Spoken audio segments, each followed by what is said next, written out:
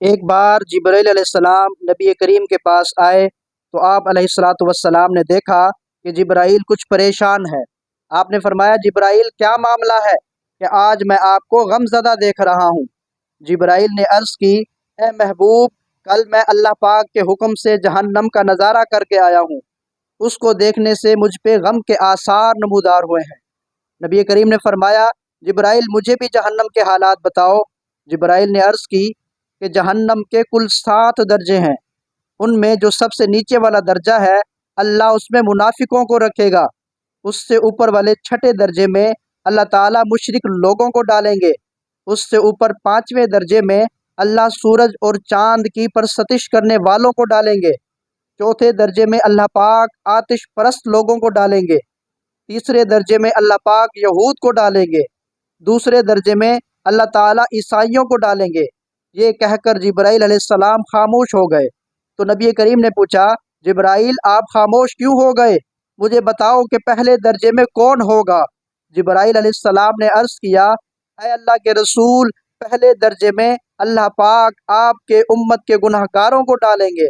جب نبی کریم نے یہ سنا میری امت کو بھی جہنم میں ڈالا جائے گا تو آپ بے حد غمگین ہوئے اور آپ نے اللہ کے حضور دعائیں کرنا شروع کی۔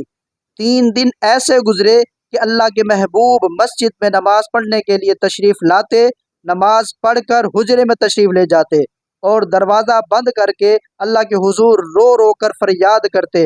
صحابہ حیران تھے کہ نبی کریم پہ یہ کیسی کیفیت طاری ہوئی ہے، مسجد سے حجرے جاتے ہیں، گھر بھی تشریف لے کر نہیں جا رہے۔ جب تیسرا دن ہوا تو سیدنا ابو بکر سے رہا نہیں گیا، وہ دروازے پہ آئے، دستک دی اور سلام کیا، لیکن سلام کا جواب نہیں آیا۔ آپ روتے ہوئے سیدنا عمر کے پاس آئے اور فرمایا کہ میں نے سلام کیا لیکن سلام کا جواب نہ پایا، لہٰذا آپ جائیں، آپ کو ہو سکتا ہے کہ سلام کا جواب مل جائے۔ آپ گئے تو آپ نے 3 بار سلام کیا لیکن جواب نہ آیا۔ حضرت عمر نے سلمان فارسی کو بھیجا لیکن پھر بھی سلام کا جواب نہ آیا۔ حضرت سلمان فارسی نے واقعے کا تذکرہ حضرت علی رضی اللہ تعالیٰ عنہ سے کیا۔ انہوں نے سوچا کہ جب اتنے عظیم شخصیات کو سلام کا جواب نہ ملا تو مجھے بھی خود نہیں جانا چاہیے، بلکہ مجھے ان کی نور نظر بیٹی فاطمہ رضی اللہ تعالیٰ عنہ اندر بھیجنی چاہیے۔ لہٰذا آپ نے فاطمہ رضی اللہ تعالیٰ عنہ کو سب احوال بتا دیا۔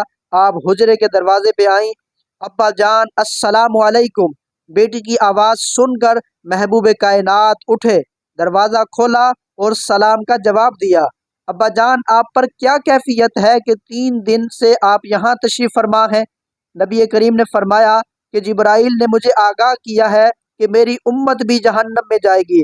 فاطمہ بیٹی مجھے اپنے امت کے گناہ گاروں کا غم کھائے جا رہا ہے اور میں اپنے مالک سے دعائیں کر رہا ہوں کہ اللہ ان کو معاف کر اور جہنم سے بری کر۔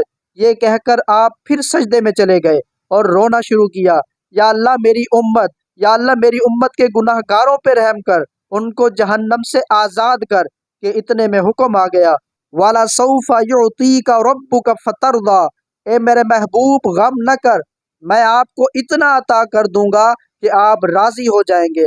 آپ خوشی سے کھل اٹھے اور فرمایا لوگو، اللہ نے مجھ سے وعدہ کر لیا ہے کہ وہ روز قیامت مجھے میری امت کے معاملے میں خوب راضی کریں گے، اور میں نے اس وقت تک راضی نہیں ہونا جب تک میرا آخری امتی بھی جنت میں نہ چلا جائے۔